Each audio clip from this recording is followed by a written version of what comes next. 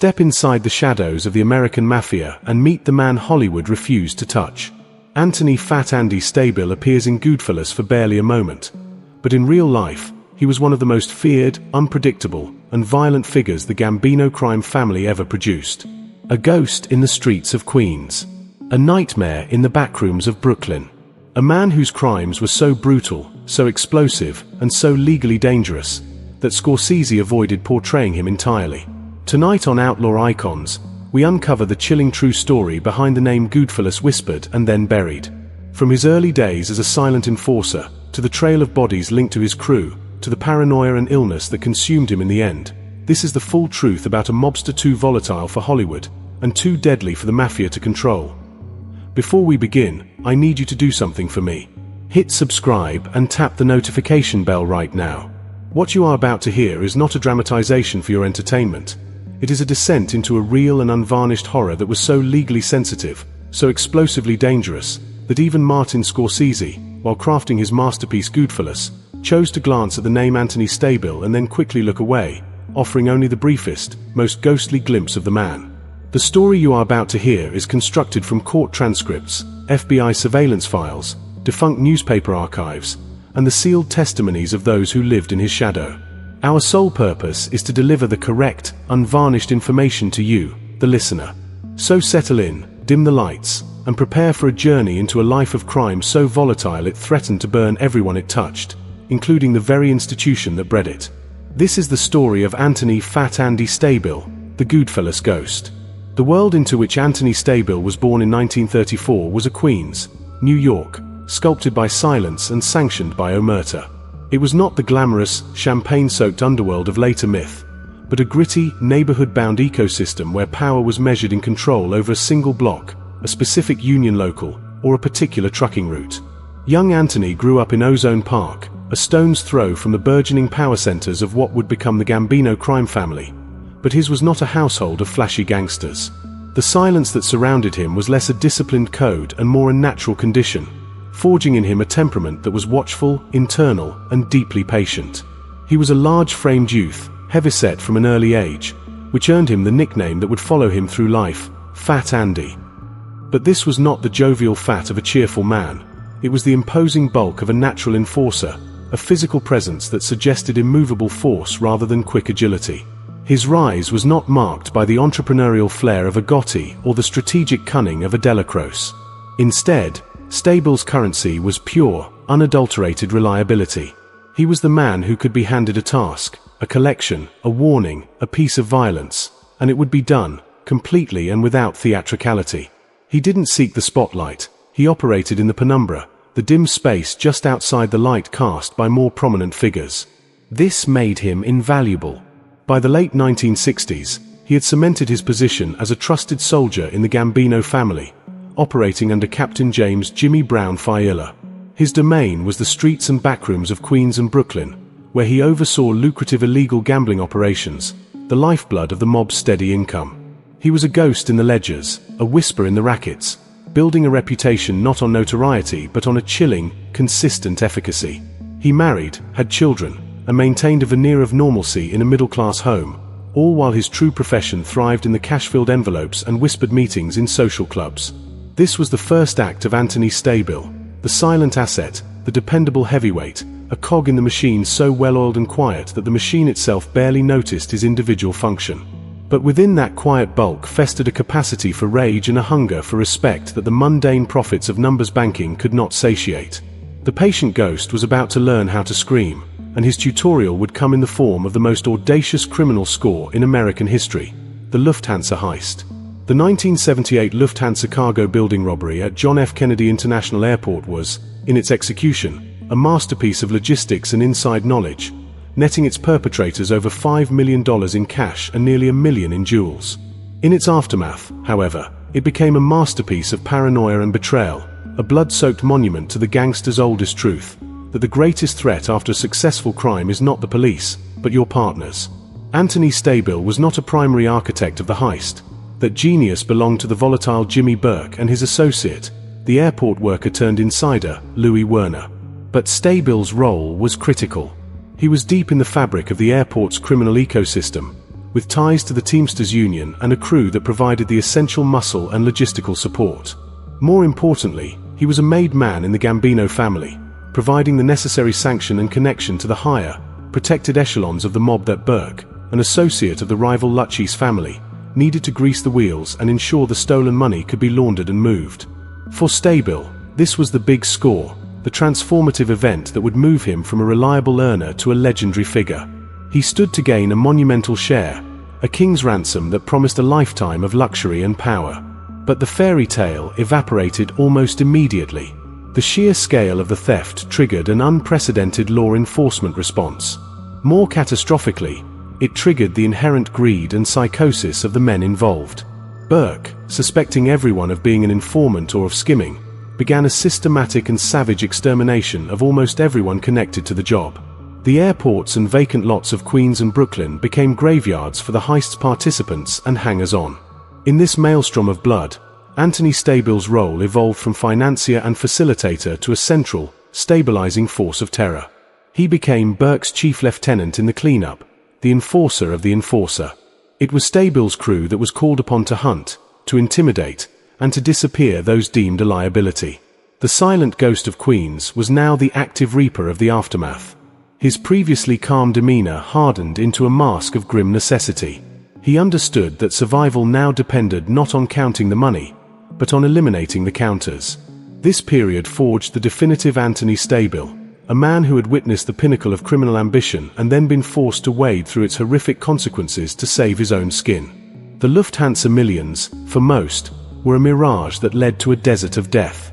For Stabile, they were a baptism of fire that proved his ultimate utility in a crisis, but they also stained him with a level of violence and federal scrutiny from which he could never truly wash his hands clean. The ghost now had a federal file, and it was growing thicker by the day. The aftermath of Lufthansa did not diminish Anthony Stabile. In the perverse economy of the Mafia, it elevated him.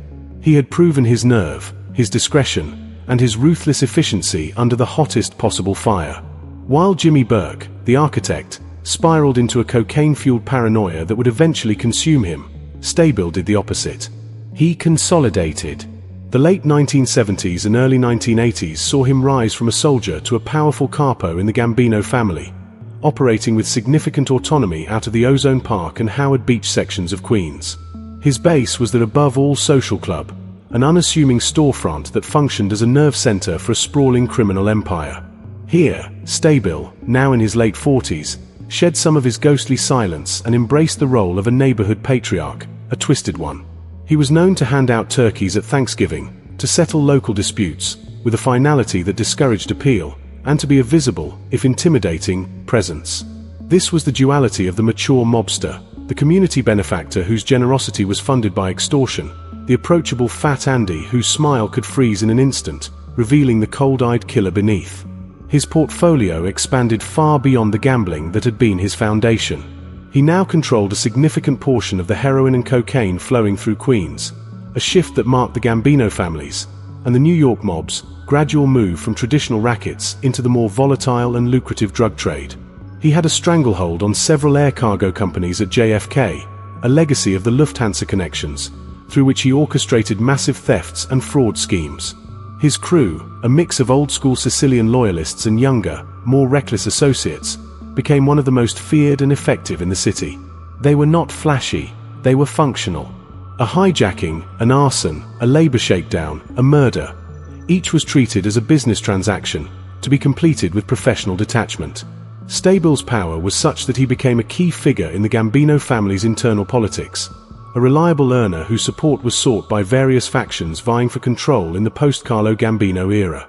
He navigated the treacherous waters between the old guard, represented by men like Aniello Delacroce, and the emerging, more brazen faction led by John Gotti. Stabile, inherently conservative and suspicious of spotlight, was no fan of Gotti's flamboyance, but he was a pragmatist. He understood power and aligned himself where it was most stable and most beneficial to his own interests. This period represented the zenith of Anthony Stabile's criminal career. He was at the peak of his influence, commanding respect through fear and profit, a man who had transcended the role of a mere enforcer to become a governor of a corrupt province within New York City. The patience of his youth had paid off in a kingdom of cash and control. But kingdoms built on sand and blood are inherently unstable, and two fatal flaws began to undermine Stabile's empire: the uncontrollable violence of his own protégés, and the relentless, technologically advancing gaze of the federal government, which had finally identified him not as a ghost, but as a prime target. The true measure of a mafioso's danger is often found not in his own hands, but in the men he empowers.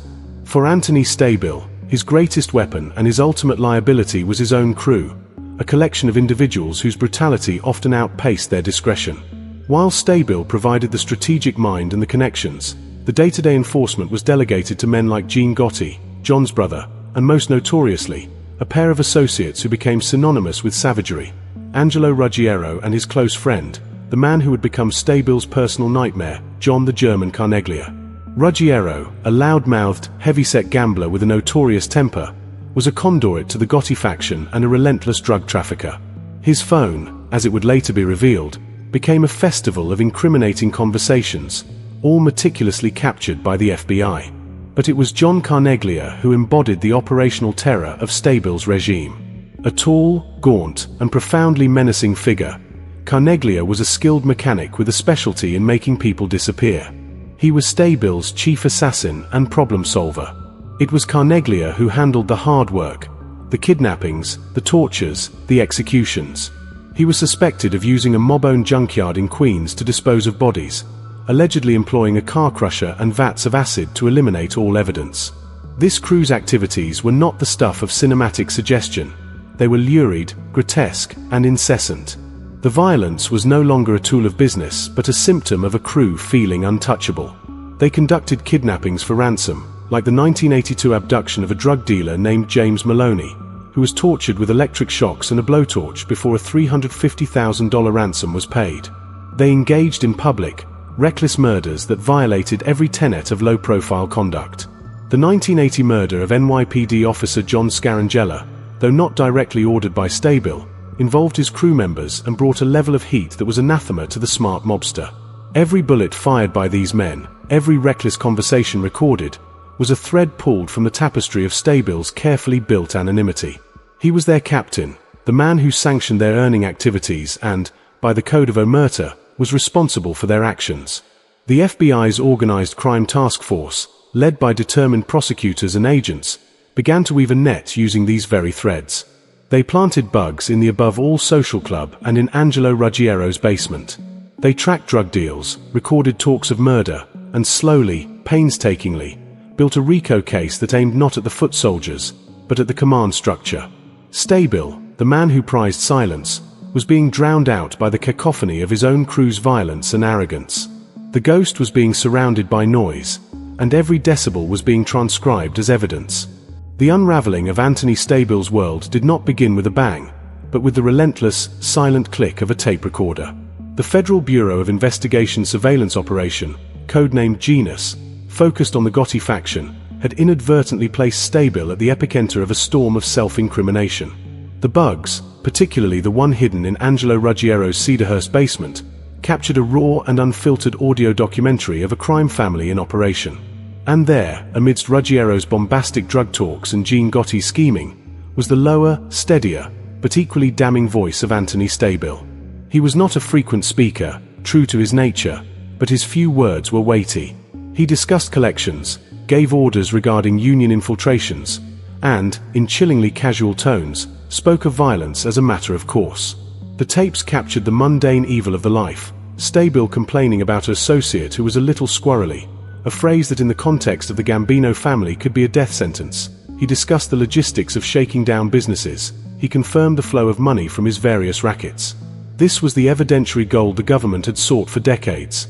Not just the testimony of turncoats, which could be impugned, but the voices of the bosses themselves, sealing their own fates. The RICO case that followed was inevitable, a legal tsunami that no backroom social club could withstand.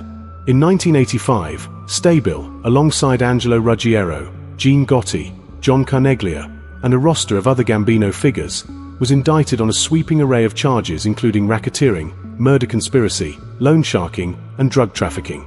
The charges related to the Maloney kidnapping and torture were particularly graphic, painting a picture of a crew that operated with medieval cruelty. For Stabile, The most shocking and perilous charge was his involvement in the drug trade. The tapes clearly implicated his crew, and the doctrine of RICO held him responsible for the actions of his subordinates. In the old world, a boss could plausibly deny knowledge of a soldier's drug deals, but the tapes erased that deniability. The Mafia's official ban on narcotics, a rule instituted by Lucky Luciano and meant to limit federal exposure, was exposed as a farce, and Stabile was caught in the contradiction. The trial that commenced was a spectacle, but not of the kind John Gotti would later relish. This was a dense, complex presentation of forensic evidence and audio surveillance. The prosecution presented a narrative of Stabile not as a folk hero, but as the CEO of a violent corporation. They played tapes where his voice, calm and authoritative, discussed the division of heroin profits. They presented evidence linking his crew to multiple murders, even if the trigger wasn't pulled by Stabile's own hand. The defense strategy was one of character assassination against the government's witnesses and an attempt to frame Stabile as a legitimate businessman being framed by jealous associates. But the tapes were an insurmountable obstacle. They were the ghost given voice, and every word condemned him. In 1986, the jury delivered its verdict, guilty on all counts. The sentence was devastating, 40 years in a federal penitentiary. For a man in his early 50s, it was a life sentence. The cell door closing on Anthony Stabile echoed beyond his own fate. It signaled the end of an era for the Gambino family's Queens faction. The patient, quiet accumulation of power over 3 decades, had been vaporized by a few hundred hours of recorded conversation. The world he understood, one of coded gestures, loyal soldiers, and impenetrable silence, had been rendered obsolete by technology and a federal determination to use it. The conviction was a landmark, proving that even the most careful, low-profile mobster was vulnerable if his organization was porous enough to be penetrated by electronic ears. Stabile was not merely going to prison, he was being entombed as a relic of a dying order, a captain who went down with his ship not in a blaze of glory, but in the static hiss of a surveillance tape. The transition from the darkened, wood-paneled backrooms of Queens to the sterile, fluorescent-lit corridors of the federal prison system was a psychological earthquake for Anthony Stabile. Lewisburg Penitentiary, and later the Supermax facility at Marion, Illinois, were universes away from the above-all social club. Here, his nickname Fat Andy was stripped of its power and became merely a descriptor. His authority, which had flowed from fear and economic control, meant nothing within the strict hierarchy of the Bureau of Prisons. He was inmate number, a body in a jumpsuit. The physical confines were only part of the punishment. The greater torment was existential. The Mafia, for all its brutality, was a fraternity with rules, a distorted sense of honor, and a clear pecking order. Federal prison, especially under the then new and brutally restrictive control unit policies at Marion, was designed for sensory deprivation and absolute control. Inmates were locked down for 23 hours a day in solitary conditions, their human contact minimal. For a man whose power was based on communication, connection, and the silent language of the streets, this was a form of torture. Reports from this period suggest a profound deterioration in Stabile's health and mental state. The once imposing physical presence began to crumble under the weight of diabetes and heart disease, conditions exacerbated by prison food and stress. But more than his body, it was his mind that began to turn in on itself. The innate paranoia that is a tool of survival in the mob, when placed in a vacuum of isolation, curdles into a debilitating pathology. He had ample time to reflect on his downfall, to dissect the betrayals and the missteps. He would have replayed the tapes in his mind, not the FBI's, but the memories of conversations, wondering who else had been wearing a wire, which loyal soldier had been flipped by the promise of a reduced sentence. The world outside was moving on without him. John Gotti, the man he distrusted, was now the dapper Don, holding court in Manhattan, his every move splashed across the tabloids, a stark contrast to Stabile's own vanished, ghostly existence. Gotti's own eventual fall in 1992, convicted with the help of his underboss Salvatore Sammy the Bull Gravano's testimony, would have been a bitter confirmation of Stabile's worldview, that the modern mob was a circus of vanity leading to a graveyard. The Code of Omerta was dead, murdered by the Witness Protection Program and the relentless pressure of RICO statutes.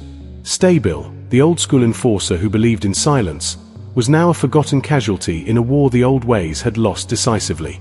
In his cell, he was just another aging convict, his crimes reduced to footnotes in the larger narrative of the Gambino family's destruction. The empire of fear he had built in Queens was now just a series of closed cases in a federal archive, and the ghost of Ozone Park was now simply a phantom haunting the psychiatric ward of a prison infirmary, a man consumed by the very silence he once commanded. The final years of Anthony Stabile were protracted and inglorious fade to black, a stark rebuttal to any romantic notion of the gangster's end. There was no dramatic last stand, no defiant final words to a reporter, no secret cache of Lufthansa money waiting to secure his legacy. Instead, there was the slow, humiliating grind of the American penal system on a broken man. Transferred from the sensory deprivation of Marion, he spent his last decade in the medical facility of the Federal Correctional Institution in Butner, North Carolina, a prison known for housing inmates with severe health problems. The diabetes that had likely begun in the days of rich meals and social club lounging advanced relentlessly in prison, leading to circulatory issues, neuropathy, and a generalized physical decay. The imposing bulk of Fat Andy, which had once made street corners clear and men fall silent, melted and sagged into the frailty of chronic illness. He was now a figure in a wheelchair, dependent on the very system he had spent his life defying, being shuttled between a cell and a prison clinic. The psychological isolation of Marion had done its deep, corrosive work. Paranoia, once a professional asset, became his permanent state. He trusted no one, not the doctors, not the guards, certainly not any of the other inmates, among whom may have been former associates or rivals. The world of the Mafia, which continued its chaotic evolution on the outside with the Gotti era giving way to a more fragmented, less powerful landscape, was now a distant rumor to him, a play he had once starred in but could no longer comprehend. His family, whom he had kept meticulously separate from his business, visited when they could, but these encounters were likely draped in a shroud of sadness and unspoken regret. The father and husband they knew existed in a different dimension from the capo convicted of racketeering and murder conspiracy. His notoriety offered no protection here. If anything, it made him a target for guards seeking to exert authority and for inmates looking to gain status by challenging a once feared name. The relentless monotony of institutional time, the count times, the meal times, the pill times, erased the last traces of the autonomous underworld governor. He was a patient, not a patriarch. The very essence of his power, his ability to command outcomes through will and threat, was utterly nullified. In this sterile environment, his crimes were not legends.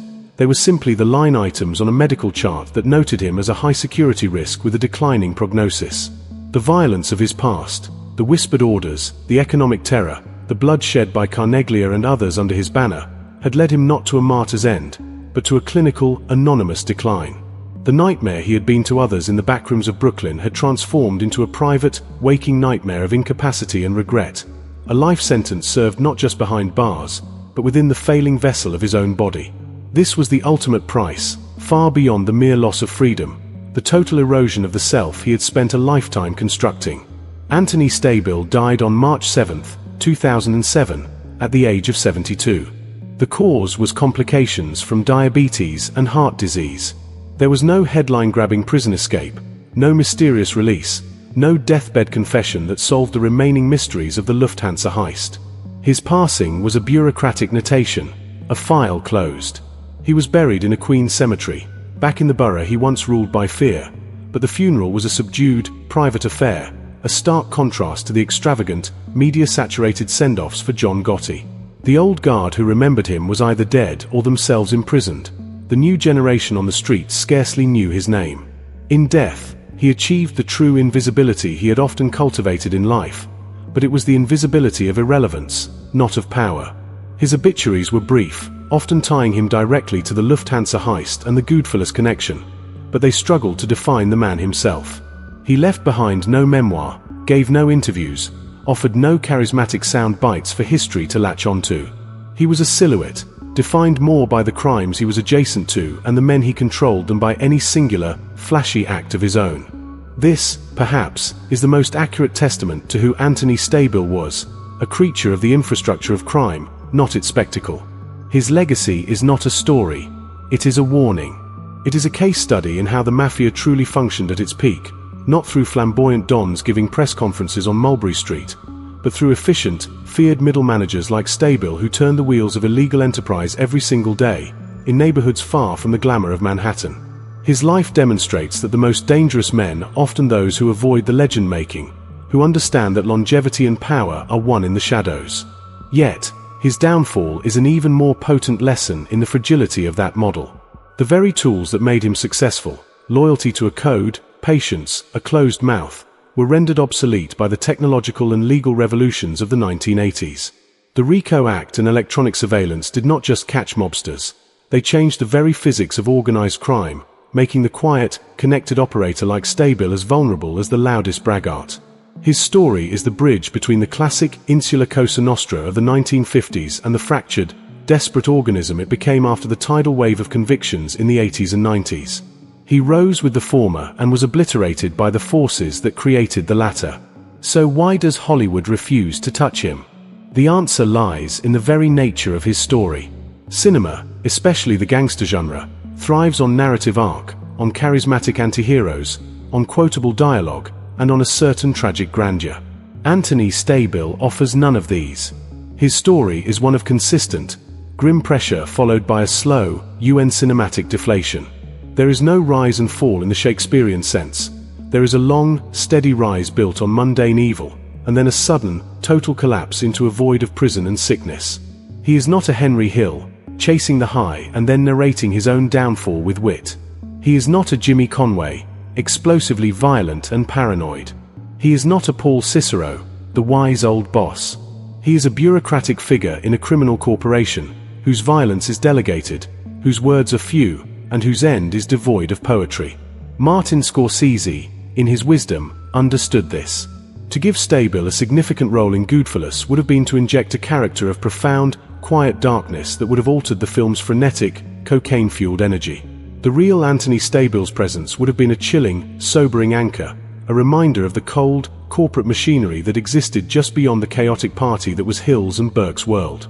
He was the off-screen terror, the man whose name is mentioned once, precisely because his full story is too real, too legally complicated, and too devoid of redemptive or entertaining spectacle to fit into a movie.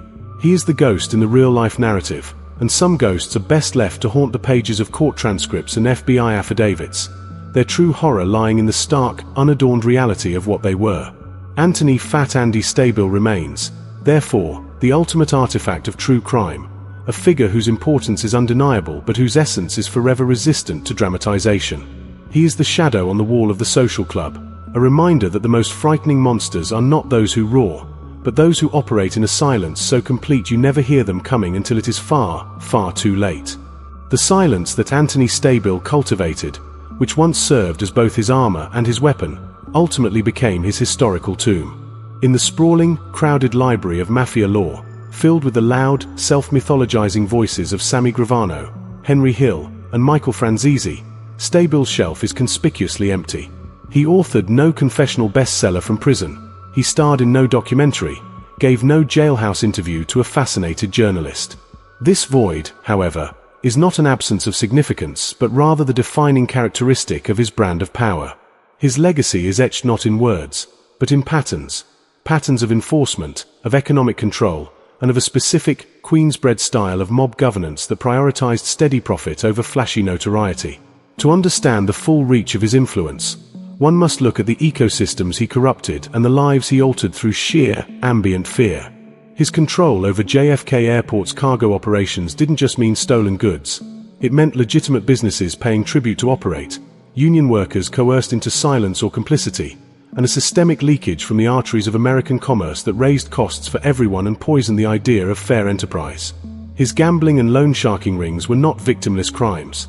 They were engines of despair, trapping local businessmen, construction workers, and everyday gamblers in cycles of debt from which escape often required surrendering their livelihoods, their property, or their dignity. The violence, though often one step removed, was the ever-present guarantee on this usurious economy. The threat of a visit from John Carneglia or one of Stabile's other enforcers was as effective as any written contract, and it was a threat that needed to be realized only occasionally to maintain its potency for the many.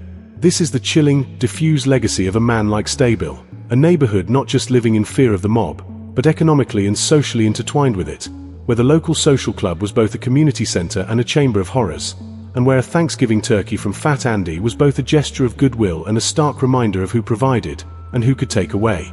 His story forces us to recalibrate our understanding of organized crime's impact. It was not just about headline-making murders and sensational heists.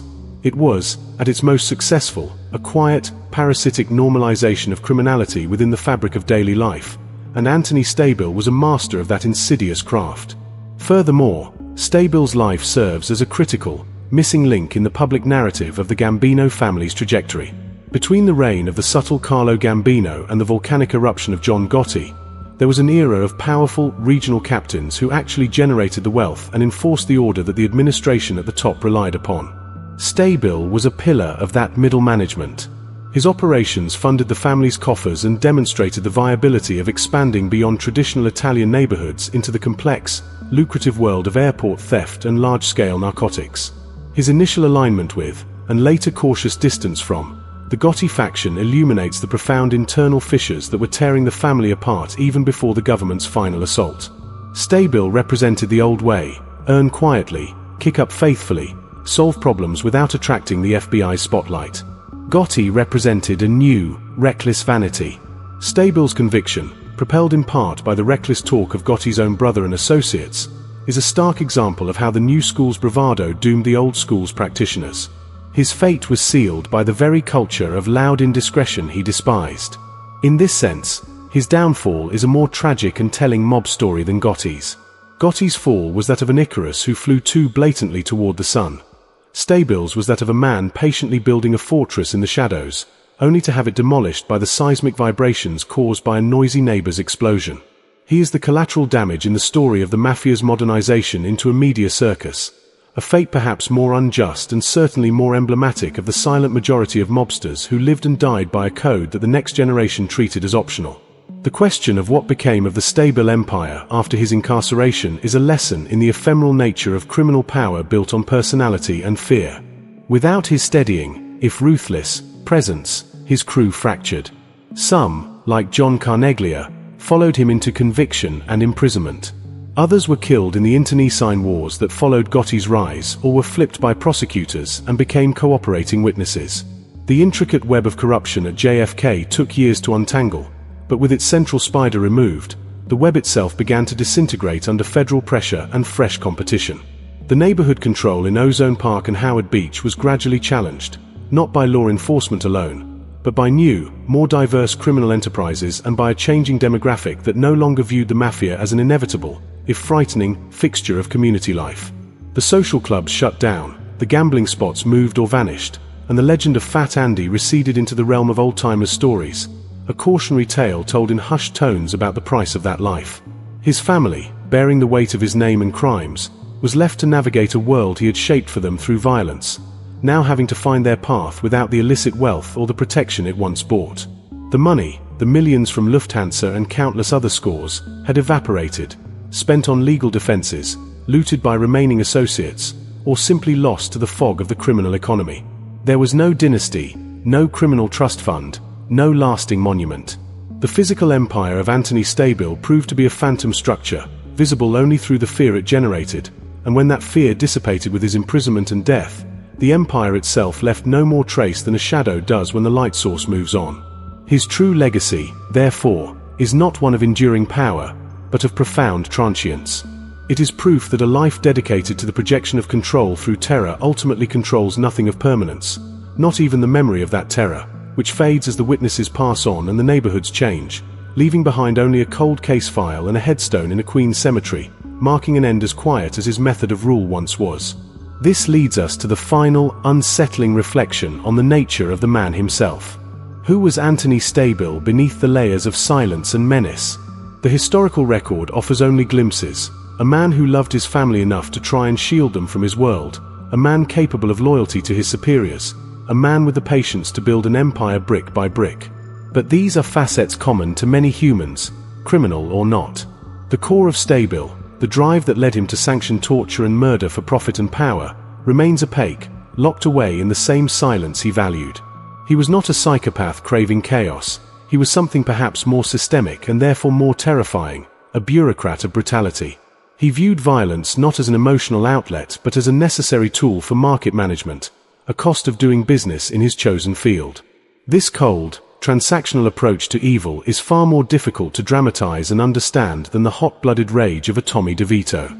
It is the banality of evil in a pinstripe suit and a social club, a reminder that the greatest threats to a society are often not the lunatics, but the utterly sane men who calmly decide that certain atrocities are acceptable for the bottom line. Anthony Stabile's story, in its full, unvarnished, and often dull horror, forces us to confront this uncomfortable truth. He is not an icon to be celebrated or a monster to be sensationalized. He is a case study in the ordinary mechanics of corruption, a warning of how quietly a community can be enslaved, and a testament to the fact that sometimes, the most frightening stories are the ones without a compelling soundtrack, without a charismatic lead, and without a satisfying, dramatic climax, just the slow, steady, silent accretion of power. And then its inevitable, crumbling decay. To chart the final descent of Anthony Stabile is to abandon any timeline of events and instead map the deterioration of a mind and a body that had been the instruments of his will. Incarceration, for a man of his specific constitution, was not merely punitive, it was existential erasure. The federal prison system, particularly the control units designed to break the spirit of the most recalcitrant inmates, succeeded in a way the streets of New York never could. It imposed a silence deeper than any he had ever commanded, a silence not of power, but of nullity. In the total isolation of Marion and later in the clinical confines of Butner's medical wing, the internal scaffolding of his identity, the capo, the provider, the feared arbiter, rusted and collapsed. With no one to command, no money to move, no disputes to settle, the very skills that defined him atrophied into useless memories. The paranoia that was once a razor-sharp tool for survival in a world of betrayals, now with no external reality to engage, turned inward and began to consume his sanity. He was left alone with the ghosts of his own actions, with the faces of men like James Maloney, the drug dealer tortured with a blowtorch on the orders of his crew, or with the countless unseen victims of his rackets whose lives were diminished to feed his empire.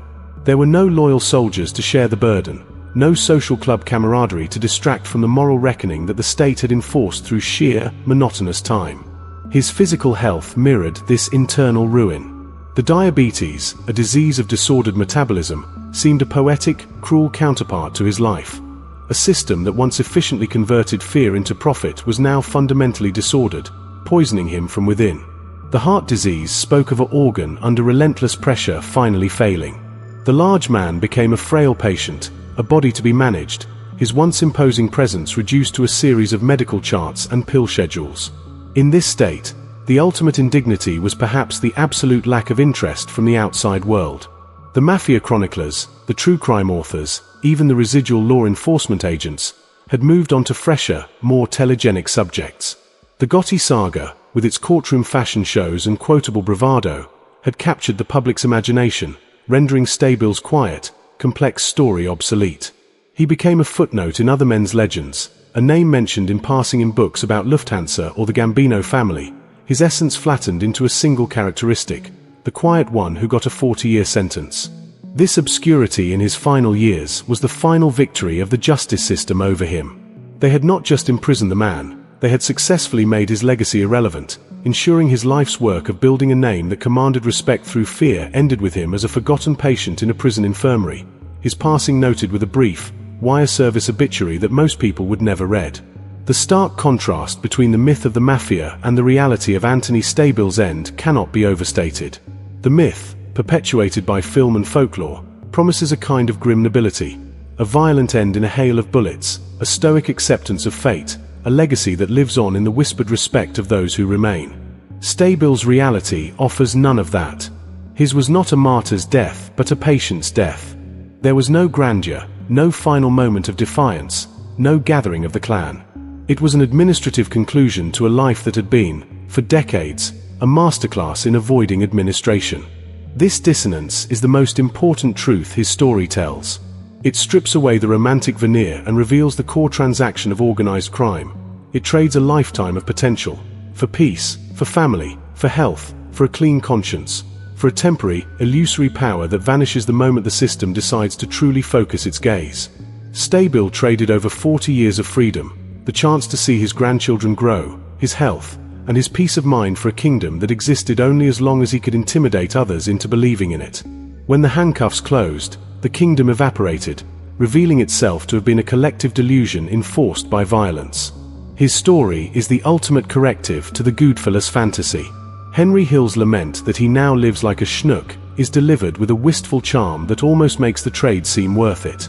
Anthony Stabile's final decade offers the visual, visceral rebuttal to that charm. It is the image of the schnook, but one created not by boredom, but by the relentless, degrading machinery of justice and decay. He is the ghost of Goodfellas' future, the unwritten epilogue that Scorsese didn't need to film because its message is too stark, too devoid of the energy that fuels the cinematic myth. It is the message that the party doesn't just end, it curdles into a long, lonely, and medically complicated nightmare.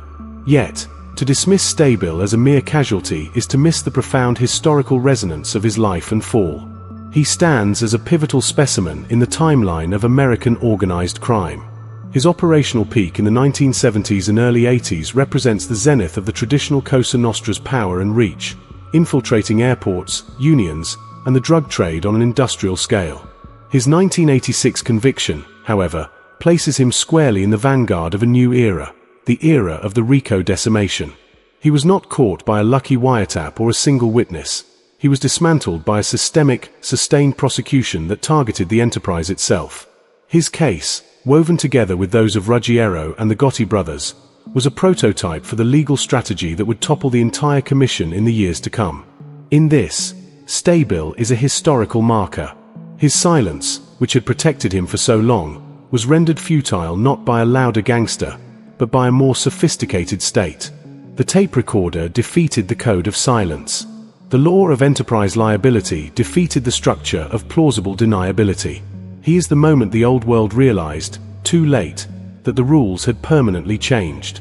His life thus bookends a critical phase. He rose with the modern mafia's expansion and fell with the first decisive blow of its inevitable contraction. Furthermore, his specific brand of quiet, neighborhood-based control hints at a truth about organized crime's appeal.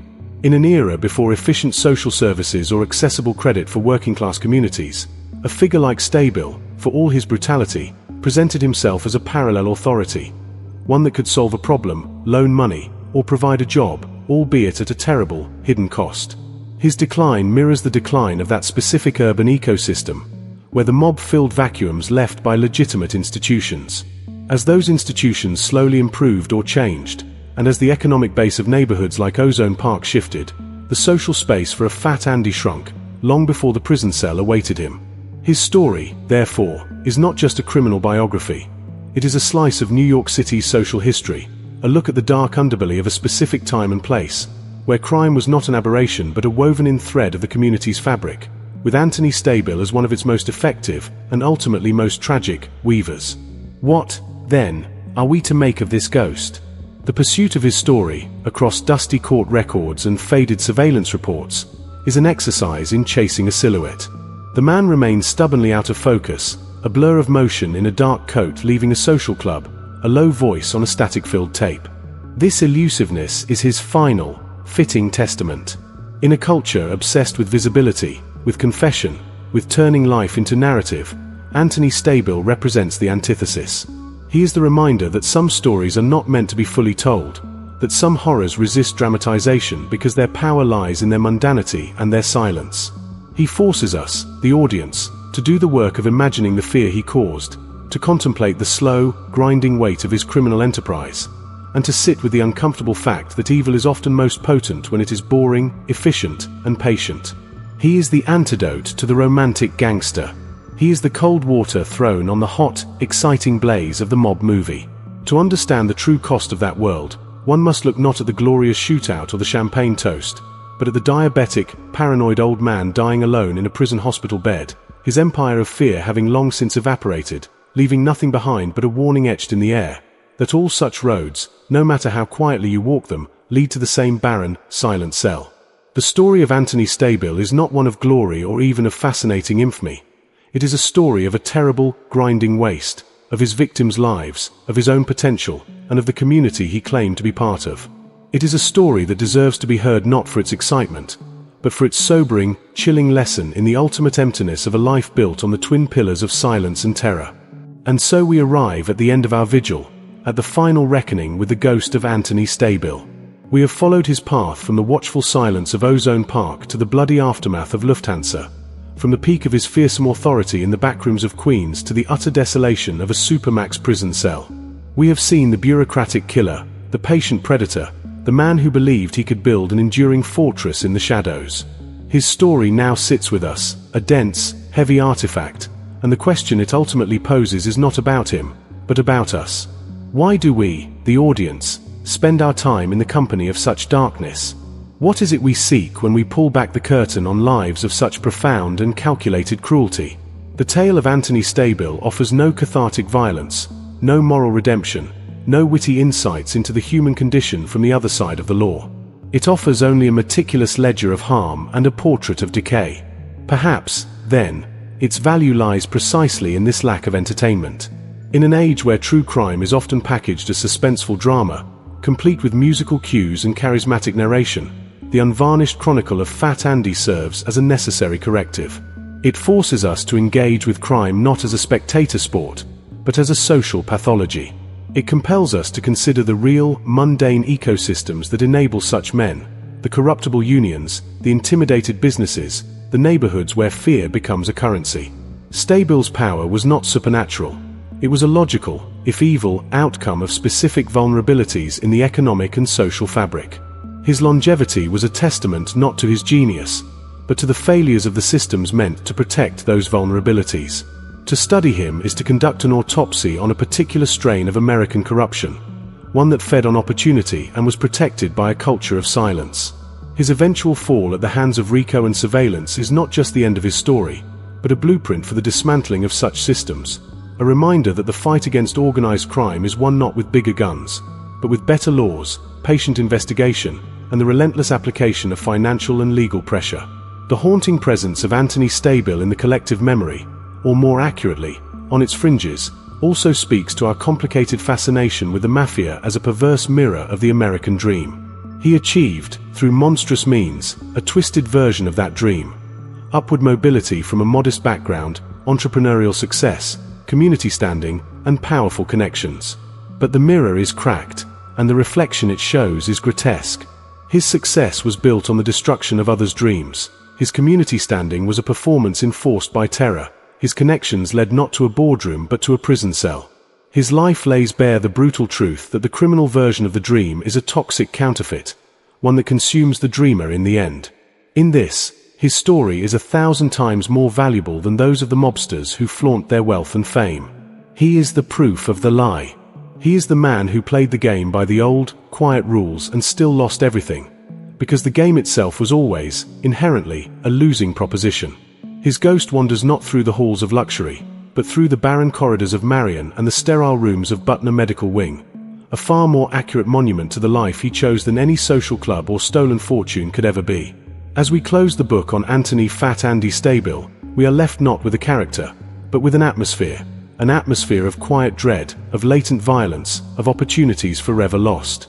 He recedes back into the shadows from which we pulled him, but the shadows feel different now. They feel occupied by the weight of his example. His legacy is not one of inspiration or morbid admiration, but of caution. He cautions the ambitious about the true cost of power gained through the suffering of others. He cautions the romantic about the grim, unphotogenic reality behind the gangster myth. He cautions society about the pockets of vulnerability that predators like him are engineered to exploit. And perhaps most importantly, he cautions us, the consumers of these stories, to check our own fascination at the door.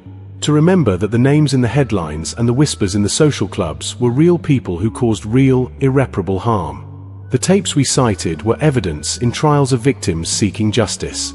The murders we discussed ended lives and shattered families.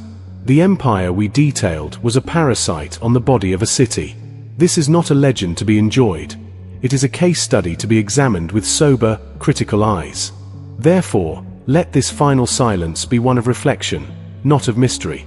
We have given voice to the ghost, not to glorify him, but to lay him to rest with the full, ugly truth of his existence laid bare. The story of Anthony Stabile is now yours. You have walked with him through the darkness. You have seen where the path leads. The ultimate call to action this story presents is not one of clicks or subscriptions, but of consciousness. Carry this understanding forward. When you hear the glamorous tales, remember the diabetic decay in prison. When you see the fictionalized versions, remember the bureaucratic, mundane evil of the real thing. Let this story sharpen your eye for the truth behind the myth, and let it deepen your appreciation for the fragile, hard-won structures of law and community that hold such darkness at bay, however imperfectly. The ghost of Ozone Park has been heard. His purpose, in the end, was to serve as a warning from history, a whisper from the past telling us that the loudest stories are not always the most true, and that the most dangerous men are often those you never really see coming, until the door of their cell, or their coffin, closes forever on a life of wasted potential and immense, quiet sorrow. If you have followed this journey into the shadows, if you believe that the true stories, told without glamour or filter, are essential to understanding our world, then your role is crucial.